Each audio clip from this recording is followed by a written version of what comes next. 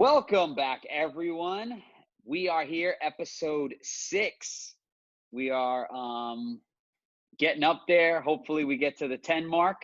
We'll have a good one for the 10 mark. Hopefully, our 10th anniversary or whatever you want to call it. But yeah, so today on the We've Got Company podcast, we're actually going to talk about the character Blade from the Marvel comics. We're going to talk about the cinematic movies that came out that most people would know. And we're also going to talk about a lot of the comic book stuff that involves Blade and where he came from and all that good stuff. And we'll even talk about some of the bad stuff that happened in the Blade Trinity, the Blade Trilogy. They There's a little Freudian slip there. Right. Blade Trinity. Yeah, that's right, exactly. pretty much centers around that. It's a good point. That's true. And then you have the animated series that was, there's a lot of things that they did, and then obviously, culminating now with, Marvel trying to revamp it and announcing who the actor is going to be, and then we're going to see where that's going to go and all that. So with that, let me introduce my co-host Dan. What's up, bud? What's up, man? How's it going? Yeah, I went on a rant and I didn't introduce It's all right. Let's get to Blade. Yeah, right. So I'm going to pass it over to my co-host, and he will get us started as usual. Yeah. So Blade was created by famed comics writer Marv Wolfman, who wrote Tomb of Dracula in the 70s. Blade was first appeared in Tomb of Dracula issue number 10, which came out in 1973. And it's crazy that he was invented that long ago. Like, you wouldn't think about it. Yeah, he's a 70s character, which is kind of like a real for Marvel Comics in general. The early 70s is a really exciting time. You have some of the the biggest characters of all time created in the span of like a few years. Right. You probably had they had like their best writers and best creators at that time. Yeah, absolutely. You had Jack Kirby, and you have all these legends basically all in one place. But an interesting thing about Tomb of Dracula is that it was a comic book, for its time. It's rather interesting because it was a comic book that centered around the antagonist. The comic isn't about Dracula. It's called Tomb of Dracula, but the comic book is mostly about a team of vampire hunters who are trying to get Dracula. Mm. So kind of a rare occurrence for that time for a comic book to be about a villain, especially in a company like Marvel Comics, who didn't really do horror. They were trying to stay stick to superhero kind of oriented tales at the time, especially. But Blade was created in Tomb of Dracula issue number 10, and he's not, a lot of characters that we still know about, some that were used in the very Blade franchise, were created in Tomb of Dracula pages. Characters like Hannibal King was created in Tomb of Dracula. Ryan Reynolds, who played him in the movie, right? Yeah, and as well. Anyway, lots of characters were created around that time.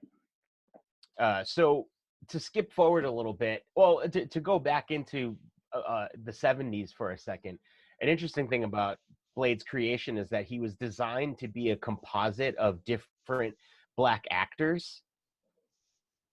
So basically, you mean, so you're the creators, when they were creating him and going to plug him into the comic books, that's what you're saying. Their thought was that he was going to be this like mixture of like, they weren't a lot of, especially at the time, you don't have a lot of Black superheroes. Sure. So he basically wanted to, initially on Blade's first appearance, he had, an afro.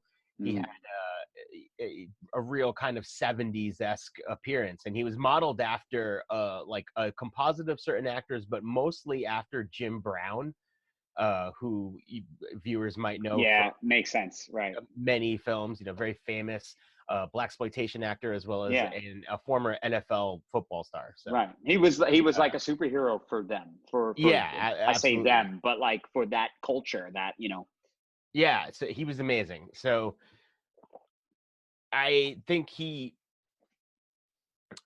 at the time, he kind of was a fairly popular character, but he didn't really rise to prominence up until the 90s. Like around the early 90s is kind of when he well, at least is when he rose to my eye, and I Right. started realizing who it was. Sure. uh And this is prior to the movies. yeah, this is definitely before the movies. Yeah. Uh around 1992.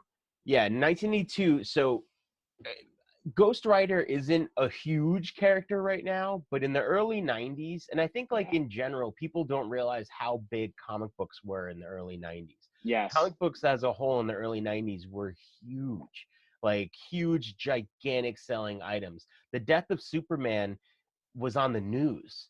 You know, Right. like when that comic book came out, it was on the news. There were lines outside of comic stores to buy this comic. Like that's how And big they obviously, were. yeah, we remember that Yeah. happening, like that being a big deal. Yeah, so you know, a young Dan, who was very into comic books and just as much into horror. I of Right. course got very much into Ghost Rider, and Ghost Rider at I the time. remember that. I remember that phase. Yeah, so Ghost Rider at the time, who was originally known as well, the original person to hold the mantle of Ghost Rider was Johnny Johnny Blaze. Blaze. But at the time in the 90s, the Ghost Rider had been given to a new mantle to a man by the name of Danny Ketch, which of course excited me, being named Dan as a kid. Danny, right. So anyway, around 1992, Marvel decided it was going to do a supernatural line of comics. You know, almost an entire line of horror comics based on Ghost Rider's corner of the Marvel universe, and it was called the Midnight Suns. And Mm. in 1992, they made a whole line of comics called Rise of the Midnight Suns, and it had a header on top of the book that said Rise of the Midnight Suns, so you knew what you were getting anytime. And it was a selection of titles that were all Right. based on this. And Right. an interesting thing is one of the titles on here is actually Morbius, who was supposed to have a film coming very soon due to what's happening at the moment. It's delayed, Delayed, right. for Who some is a time. very who is very popular mainly because he was became a main villain of Spider-Man, Right. which gave him his popularity essentially. You know. And to connect that a little further, the episode of the original, well, not the original, the 90s Spider-Man cartoon that featured Morbius also features Blade, Right. and which also is the first appearance of the character Whistler, who Right. was never actually in the comic book at all. And he was created for, and I guess David Goyer did write some episodes of Spider-Man, right? He must have, because it says that he created the character of Whistler, Mm-hmm. and Whistler's first appearance was in the animated Spider-Man animated series. So if you connect the dots, it only makes sense. I mean, he could have been a consultant or something, Mm-hmm. but I would assume his track record that he probably Yeah. did some writing for. But Blade in the 90s also was built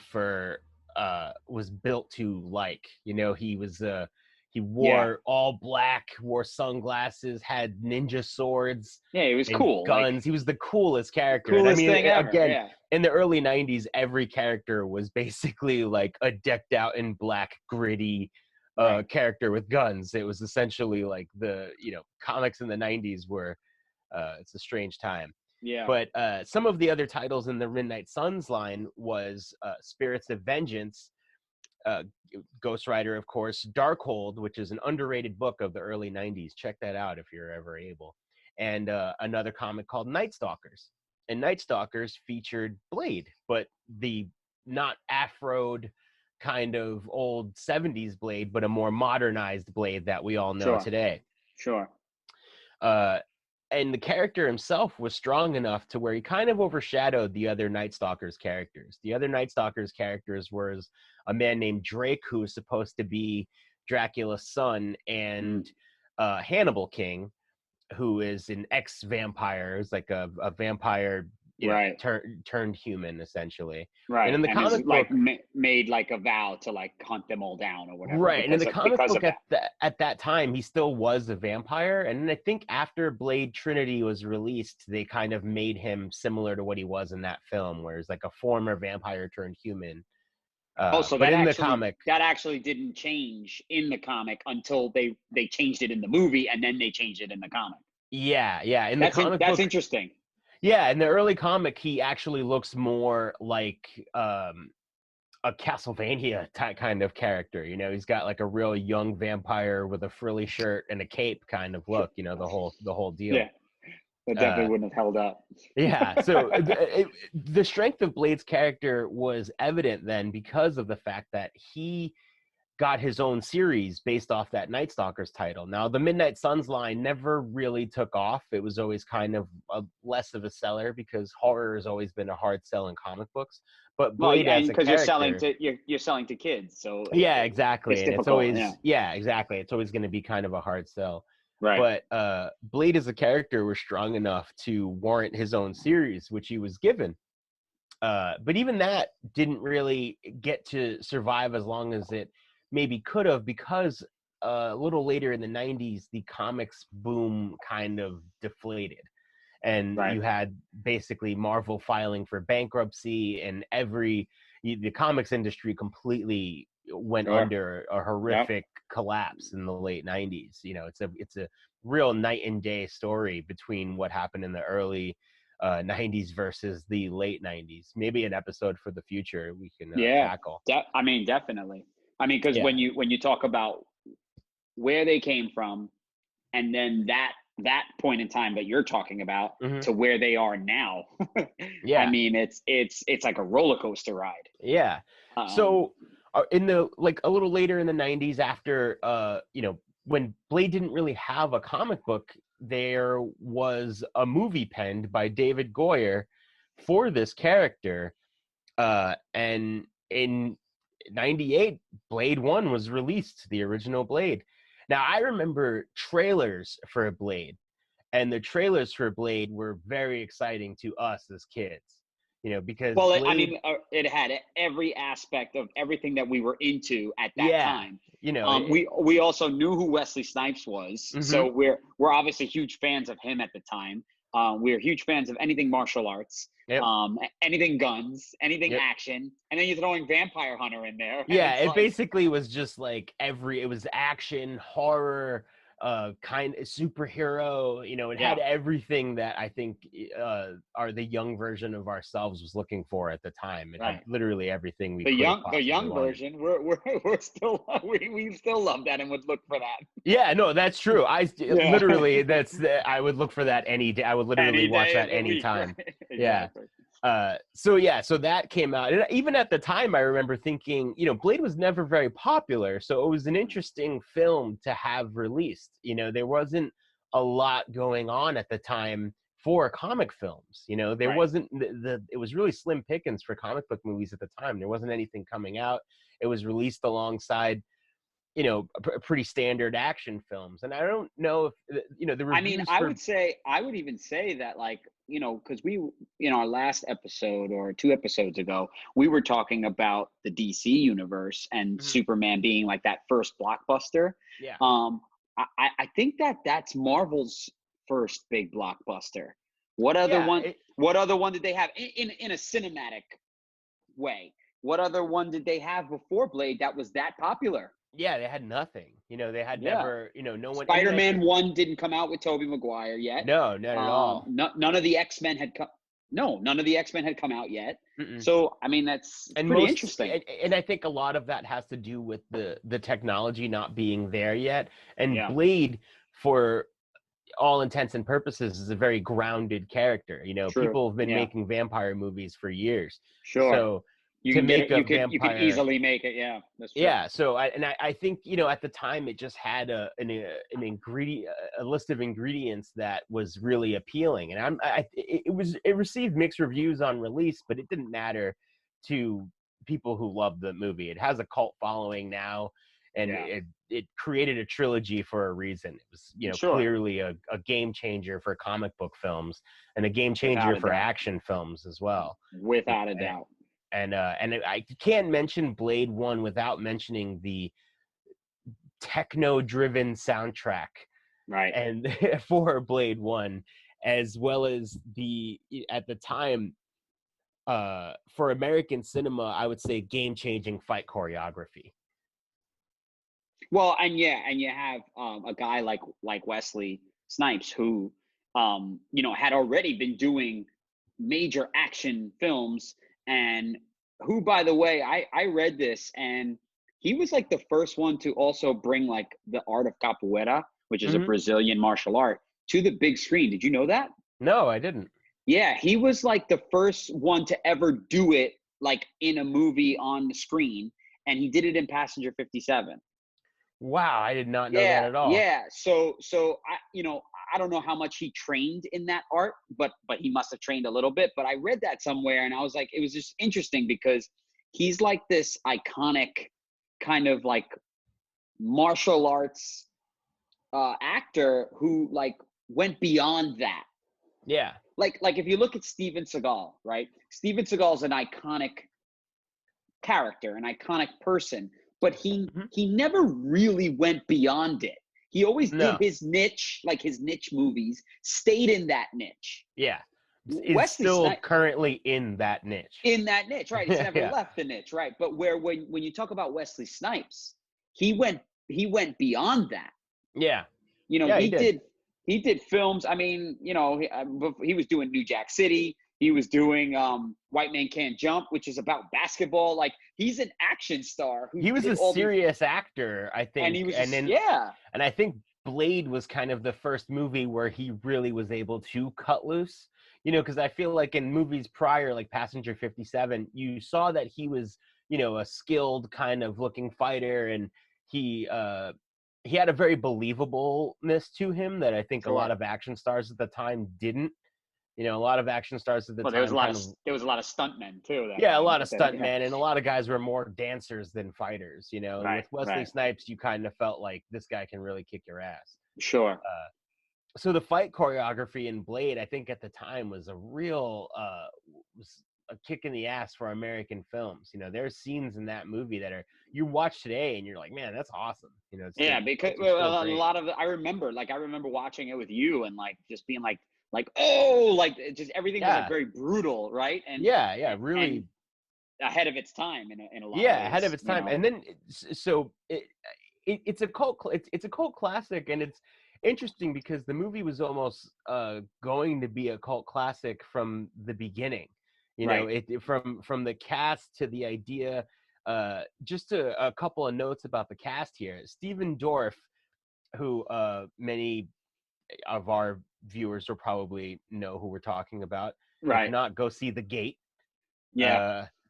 Uh, Little Stephen Dorff, Chris Deacon Frost. Christopherson, yeah, Chris Christopherson as Abraham Whistler, Tracy Lords as Raquel, who was only in the opening of the film, but still Yep. memorable sequence as a whole, and then Right. Udo Kier as Dragonetti, who's the head vampire of the entire series, and Udo Kier being a legend of so many cult films and cult Sure. horror films as a whole. So Blade 1 was, I think, positively receptive enough to where it warranted a sequel, and the sequel was going to also be written by David Goyer. Right. And for this one, they had, I think that the first film was kind of a shock to New Line Cinema at the time, and they kind of didn't. I don't think that a sequel was kind of. They didn't make movies the way they do now, where people are writing trilogies from the beginning Sure. and writing sequel treatments Yeah. immediately. They At the write movies time, like with the hope. yeah, yeah. But not ever thinking that it's gonna happen. Right, yeah, and Yeah. but at the same time, Blade 1, uh, in the tradition of every Marvel movie since, ends on a bit of a cliffhanger, a bit of a see Yeah. you next time. Well, and it's like a cutscene. It's like Yeah, it's like a yeah, yeah, because even at the end when they're on the rooftop of Blade yeah, One, they talk about there being more, and Mhm. her, that girl, the lead actress in the film, I forget her name, but her being, trying to like help him now to Yeah. continue what he's doing, Yeah. and then you have the cut scene with him in Russia. Yeah. So Yeah. so it's actually like they were like sort of hoping or planning and seeing what was going to happen, but They at not the least way that obviously like Marvel's doing it now. yeah, they at least planted the seed, you know? Right, right, Uh, right. so Which is funny to talk about that now, them doing that in 98. Like Marvel, that's a Marvel film, it's a Marvel character doing that yeah. in 98, and then all these years later, everybody goes crazy for Marvel cutscenes, right? And they Yeah, were exactly.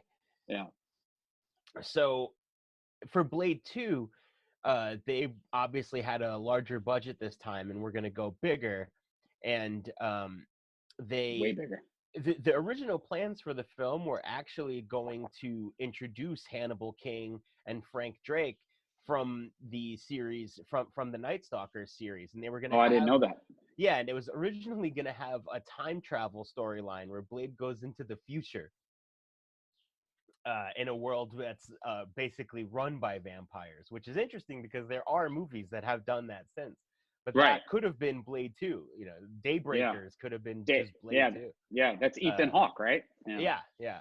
yeah. It's a good movie. That's not a bad movie. Yeah, it's an amazing idea also. Yeah, So, so for the second film, they wound up hiring a then relatively unknown director by the name of Guillermo del Toro, who was fresh off the heels of the movie Mimic.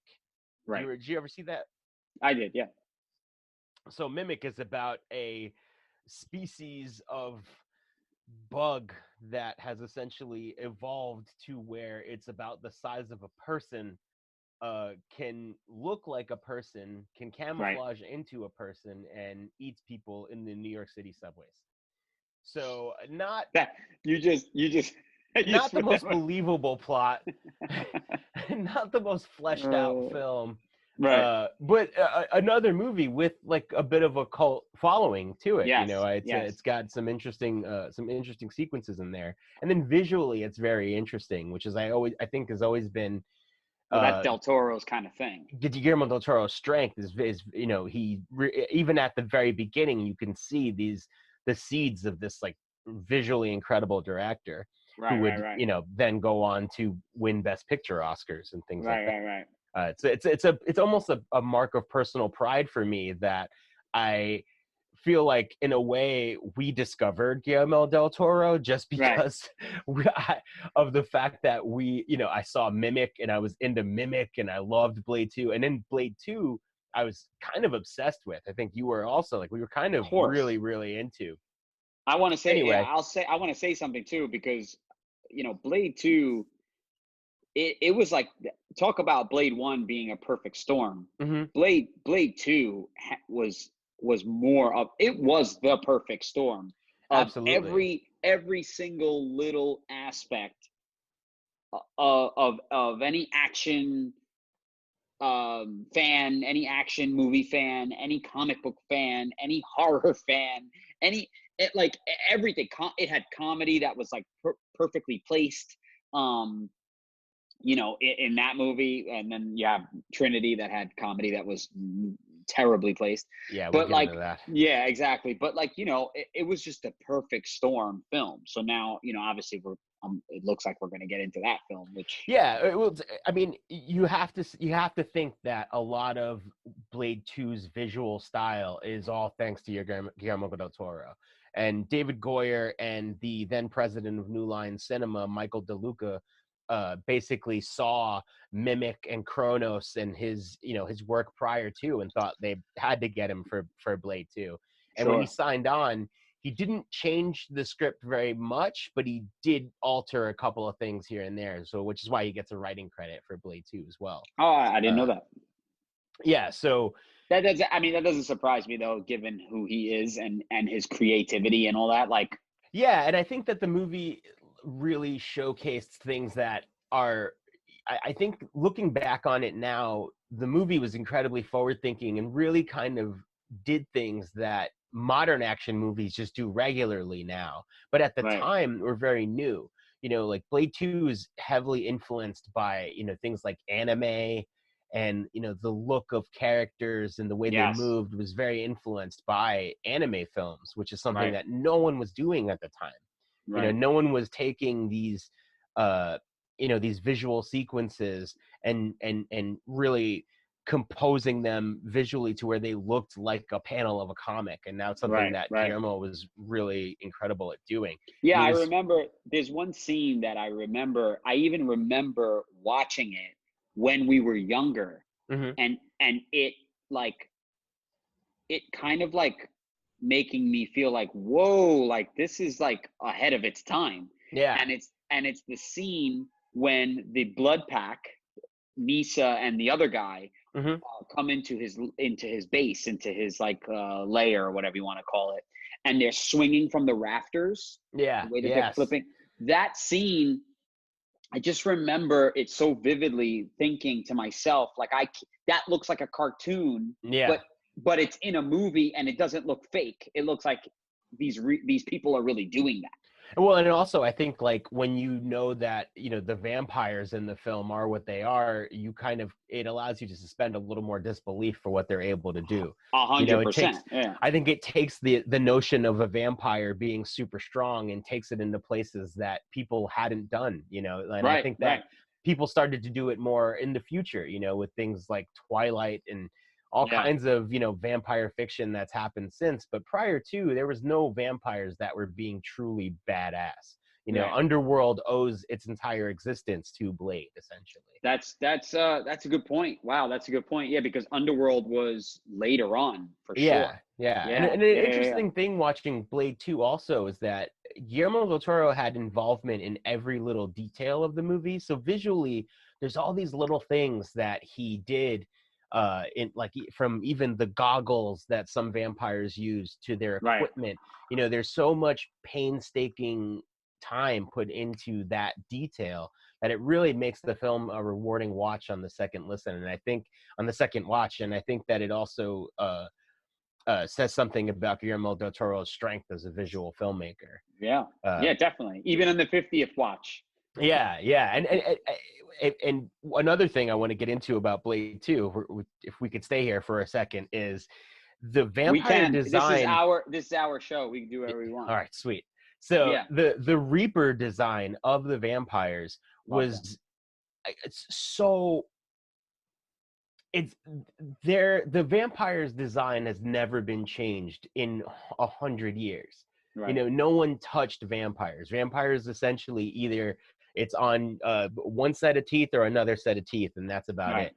And You they're don't like, really yeah, you have. got the slick back hair, you got the, Yeah, every vampire movie essentially has these cliches, and I sure, think right. Blade 2 completely destroyed those cliches, and it Yep. took the vampire into a new realm entirely, to the point where they even had a vampire autopsy and went Mhm. into describing the biology of a vampire, which is something that nothing had done since, and Right. is something that's done a lot more now.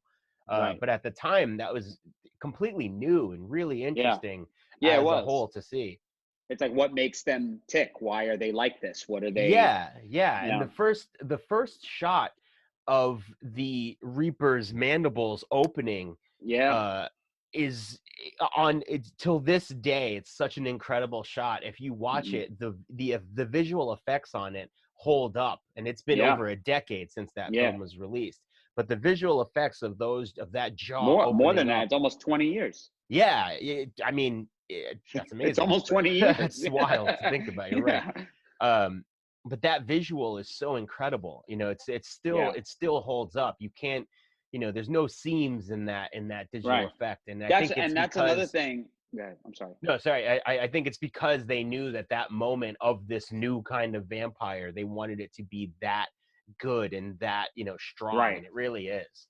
And it's interesting what you're saying too, that showcasing this like new version of a vampire that Yeah, nobody had really ever seen before and all that.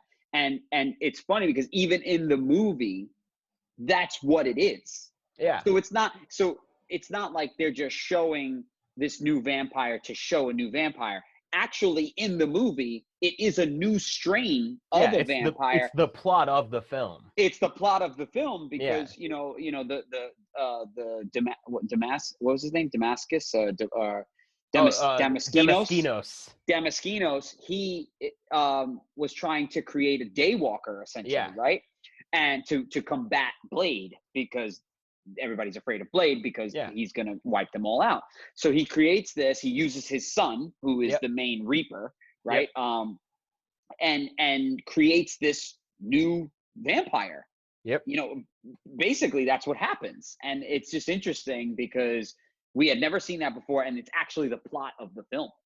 And it even in terms of the idea to make vampirism a disease as a whole, I think, I don't know if it had ever been done, you know, like I don't know if anyone looked at vampirism and being a vampire so scientifically before the Blade films, and I don't think it gets enough credit for doing that. No, because and it makes total sense, because it's like, it makes total sense because if you get bitten by a vampire, you become one, right? So that's essentially like what a pandemic would be like, or what a virus would be like, right?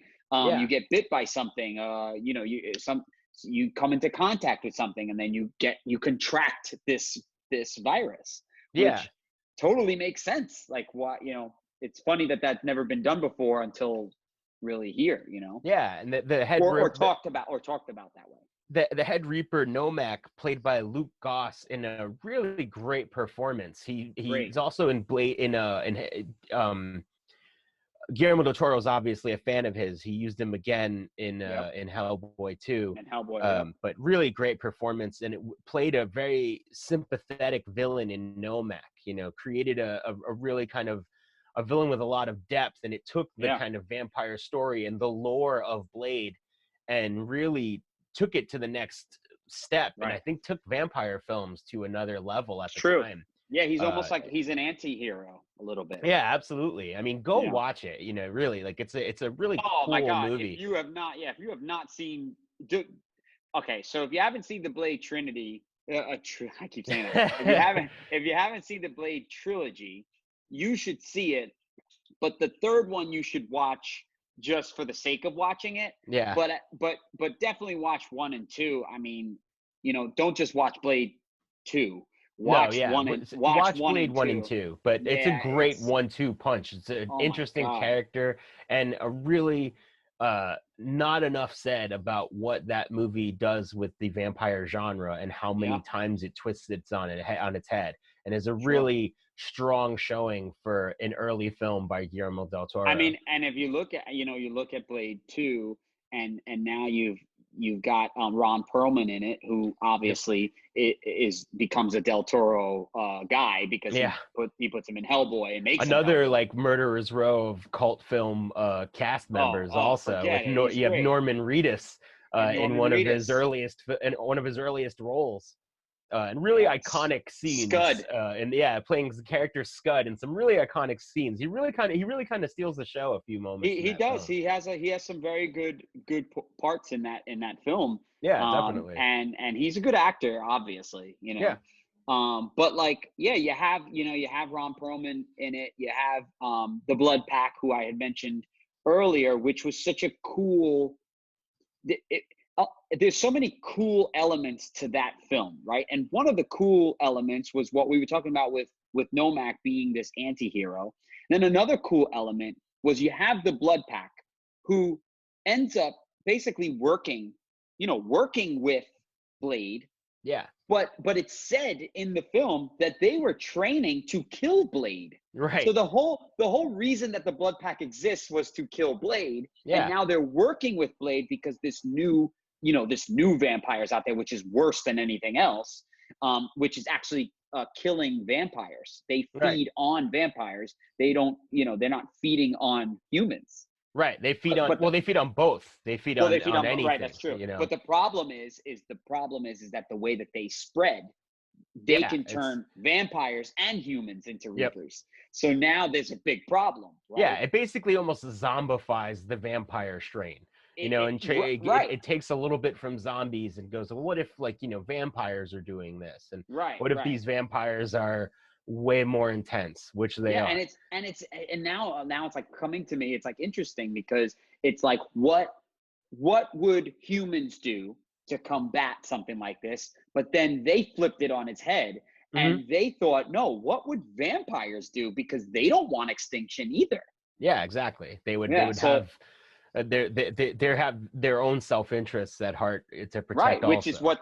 which is why they end up now having the blood pack go work with their enemy. I mean, their Yeah. literal enemy, just to basically save their own lives. So Yeah. now they're going to go work with their enemy to save their own existence, right? Yeah. So basically Blade 2 is amazing and more it needs to be talked about more. I'm honestly sick of people talking about, I love the Marvel Cinematic Universe just as much as the next person, but Right. you know, not enough people are talking about how awesome Blade was, man. Yeah, I mean, it's great, and Blade and especially again that movie part, Blade 2. I mean, there's just so many things you can like touch on and go in and dissect and be like, wow, that was like amazing. Like, who thought yeah, of that? yes. So Blade 2 winds up being a very successful film, completely puts Guillermo del Toro on the map, and everyone knows there's going to be a third film. Now, for the third Blade film, Guillermo del Toro wasn't coming back for that because he wanted to pursue his passion project, which at the time was Hellboy. Mm. Uh, but they wound up having a director in the writer of the film, David Goyer. Now, that, for all intents and purposes, should be a good thing. When the writer Right. of a film takes the helm, you kind of think, well, that could only mean something good for the movie. That means the And most true vision. he had written He's wrote one in. Blade 1 and Blade 2. So He you're like, wrote all the Blade this can't films. be wrong. This can't be bad. It can't be bad.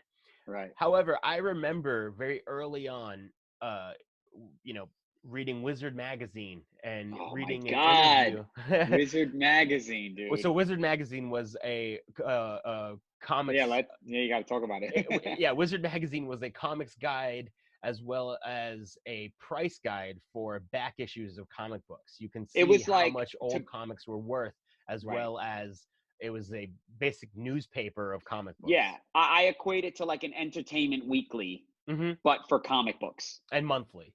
or monthly, whatever. Yeah. But like a monthly, like that, like an Yeah. Entertainment, weekly or whatever, like So to give you information.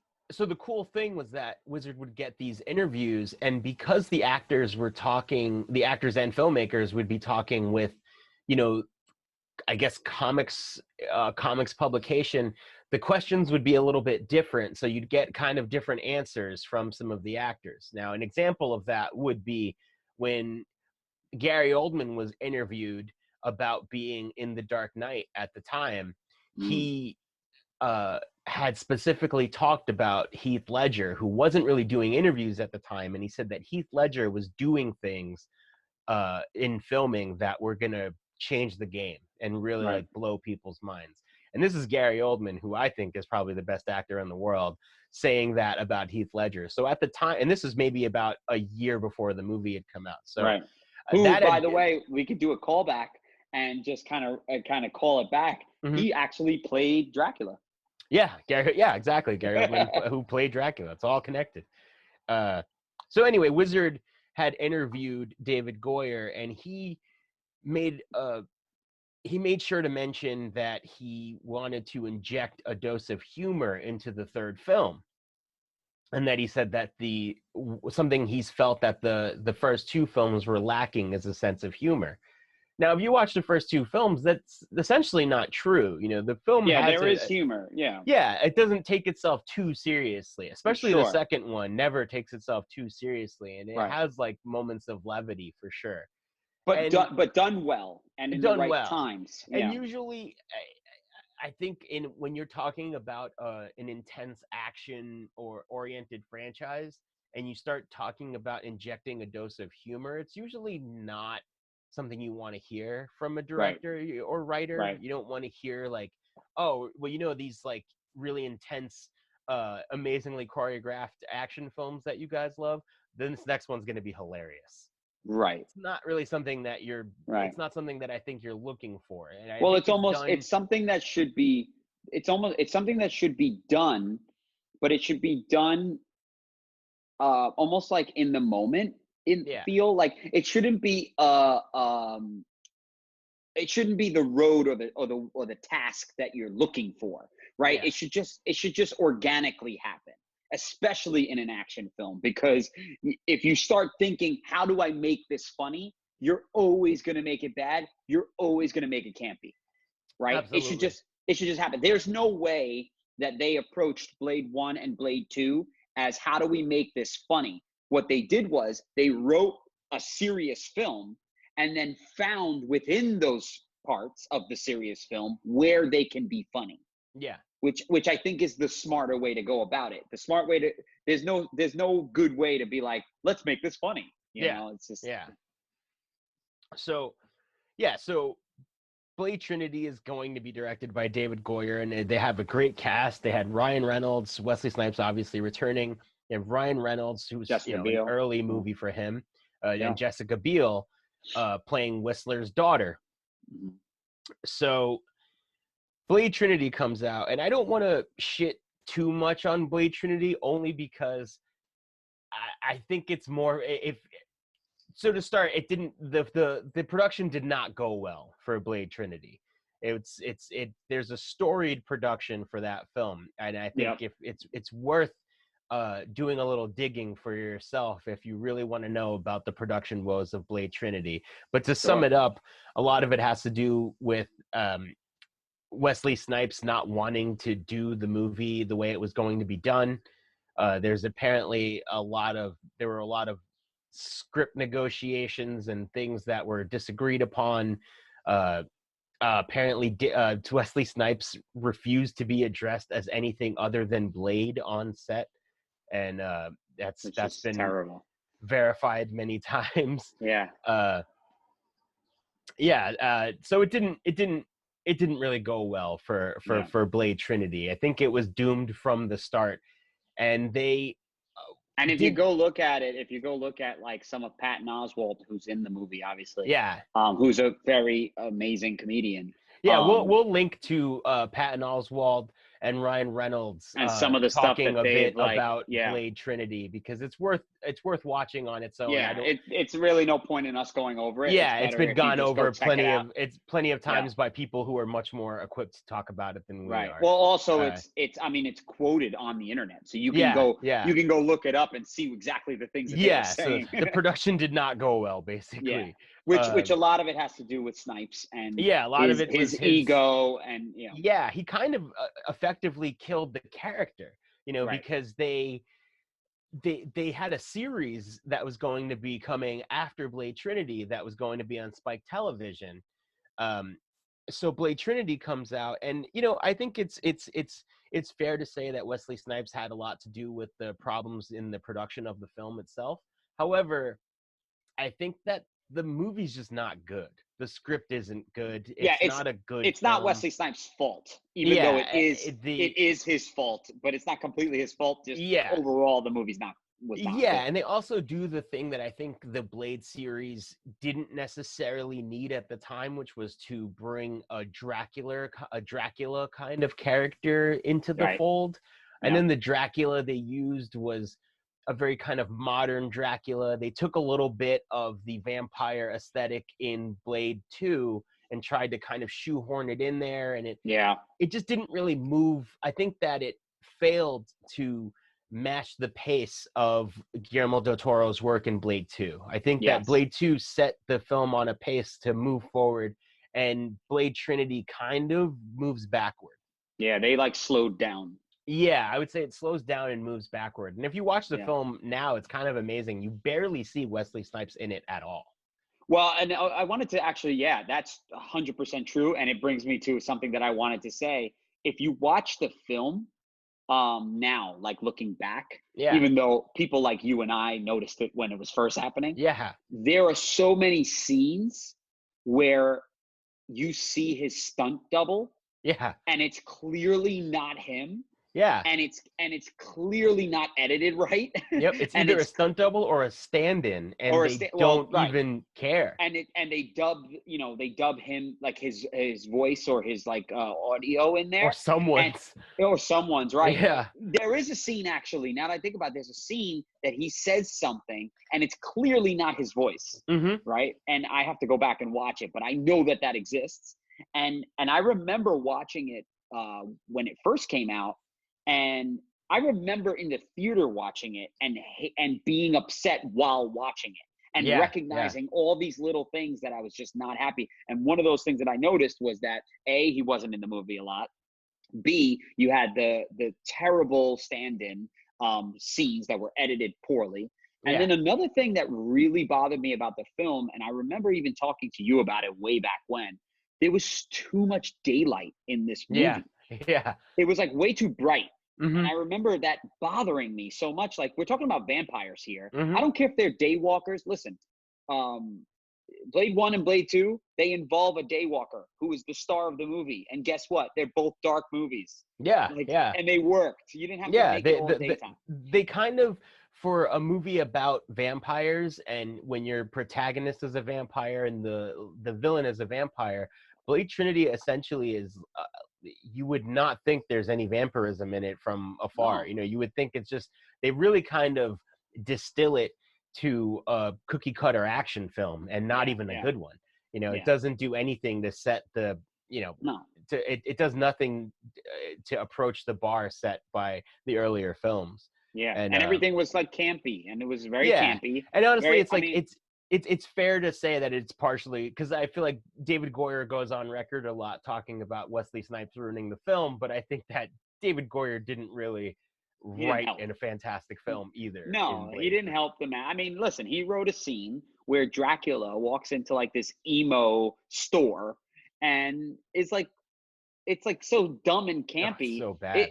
It's such a bad scene. Like, I equate that to, like, you know, Tobey Maguire dancing, in Spider-Man 3. Like, you it's obviously not as bad because that was terrible, Well, but I think it has one of the most unintentionally or intentionally, but also, I don't know, just one of the funniest, most ridiculous, but also a real symbol for what this movie is, scenes ever, which is the vampire Pomeranian, oh god. who's That's it. owned by Triple H, by the Yeah, way. who's a But WWE guy yeah, ish. Yeah. vampire Pomeranian was pretty much, I think, the line in the film where I think I was out. I think I checked Right. out.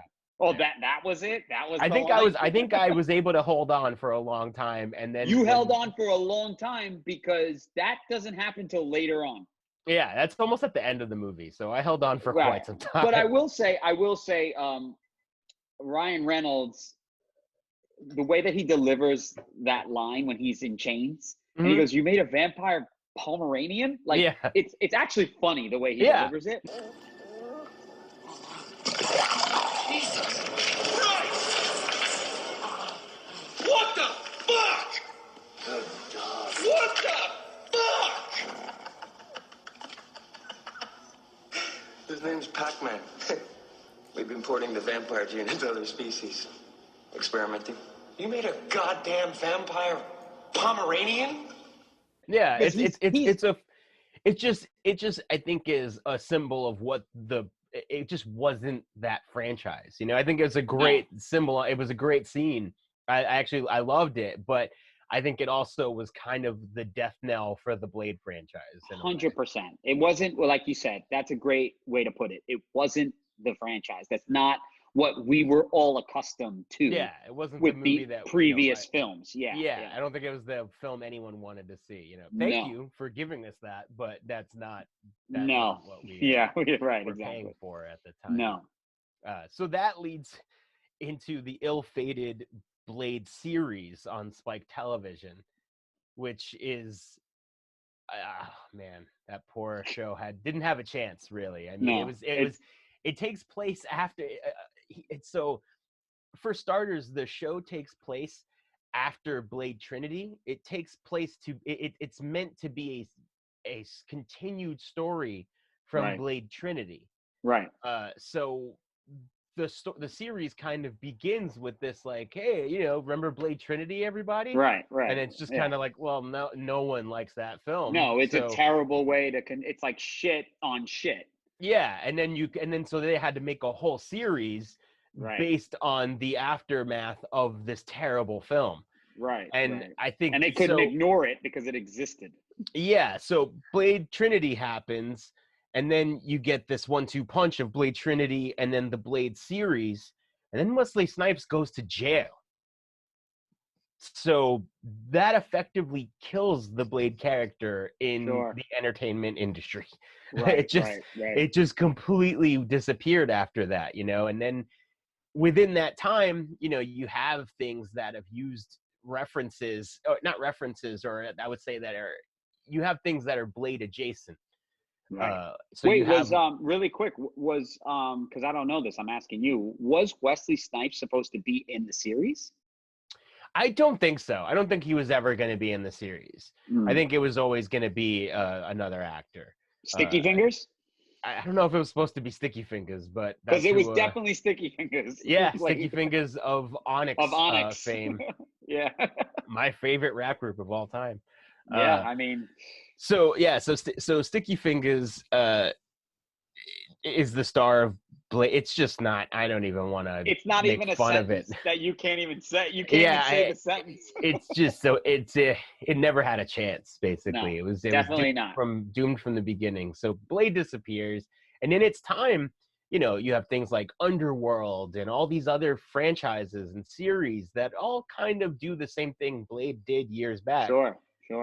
Definitely taking from Blade. I mean, yeah. And there's really kind of no one knows where that character is up until 2019, I believe, or 2018 or 2019. It is announced that Mahershala Ali is going to be the new Blade.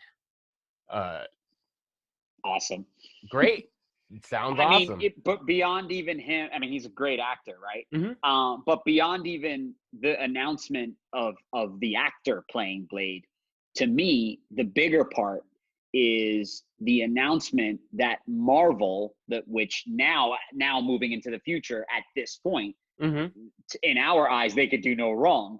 Now we have Marvel, the Marvel Cinematic Universe, Marvel Studios. They're going to tackle Blade. So we're like, all right, let's do this. Yeah, and honestly, it's like it's about time in a way, because you're like, these films have been going on since, and there's been no Blade not mentioned anywhere, and he's a beloved character, but there's been nothing mentioned. So I really hope that with Mahershala Ali and the Marvel cinematic machine juggernaut, can make a really great Blade film, because I think the character deserves it. I think the character deserves a really interesting take, and I think that I think you can do a lot with that character and with that framework.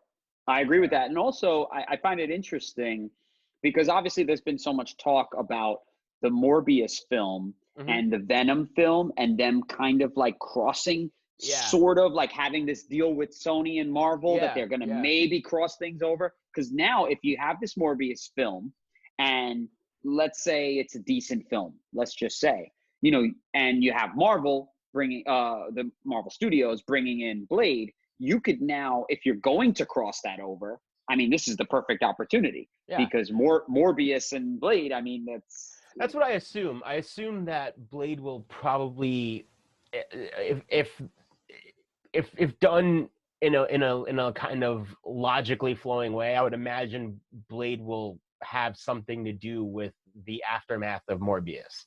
Whatever that might be. It obviously is going to introduce vampires into the Marvel universe anyway. Sure. Right. So you can now throw Blade in there, and it doesn't feel forced. It doesn't feel like anything, Yeah. So but that's all dependent. It's all dependent on what Sony and Marvel's deal is. Yeah, absolutely. Because if you look at the Morbius trailer, it has the Spider-Man poster, but it's the Sony Spider-Man poster, or the Sony Spider-Man suit, Tobey Maguire suit. But Michael Keaton is in, which is playing Toomes, which is odd, right? You're Yeah. looking at that trailer and you're like, wait a minute, I don't understand, which could lead to the multiverse, which could lead to a lot of different things. Yeah, could be a number of things, Yeah, but like, let's hope that the future for the Marvel universe can stay on the bright track, and let's hope that they can really bring this one home and give Blade the kind of, bring Blade back to a place of prominence. Is a really cool character. for And sure. also get more people to recognize the old film, and give Wesley Snipes some props. Yeah, I mean, he did. Listen, he obviously he did a lot of dumb shit and whatever, but he deserves his credit. I mean, Yeah. those two films are amazing, and he's the reason. I mean, he's Blade. Like, you think of Blade, you think of Wesley Snipes. You don't Yeah, think of absolutely. anything else. And Wesley So Snipes was a class act upon hearing the news of Mahershala Ali playing Blade. he He was. had nice Yes. words for Mahershala Ali, and I thought that Yep. was a real That's pretty awesome cool. Yeah, thing to that's hear. pretty cool. Like, it would have been shitty if he was like a dick about it. Would have been a real bummer. Yeah, yeah, he was. Especially when Yeah, it's just like, hey man, you did do Blade Trinity, so right. You were a part of that yeah, debacle.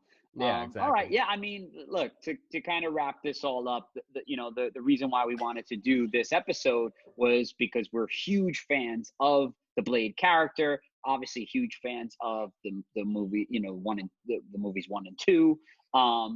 And we want to see something great come back. We want to see something great out of Blade, and we want to see it make a comeback, and people be into it, and people be interested in it the way that we were in '98 when Blade 1 came out, right? So hopefully, they do a good job, and they give him his due, right? Yeah. Maybe Wesley Snipes will make a cameo. Yeah, that'd be cool. Maybe he's like a vampire lord. Just have him play Blade's dad. Have him play Date. Oh, well, Why not? Yeah, like in a flashback or something. Yeah, or be the doctor who delivers them. Something like that. Yeah, something. Yeah, that's a good idea. I like that. Yeah. Yeah. All right, man. So to just kind of wrap it up, this is our 6th episode. I hope you enjoyed it. Talking about some Blade. Go watch all the Blades. Watch go watch Blade. all of it. Yeah, watch them, man. Go read about some of the crazy shit that went down in the 3rd film. Yep. But we definitely recommend it. We'll put some links on it and all that. So signing off, my buddy Dan, my co-host. I will talk to you soon, man. Have a good one. Take care, buds. Peace.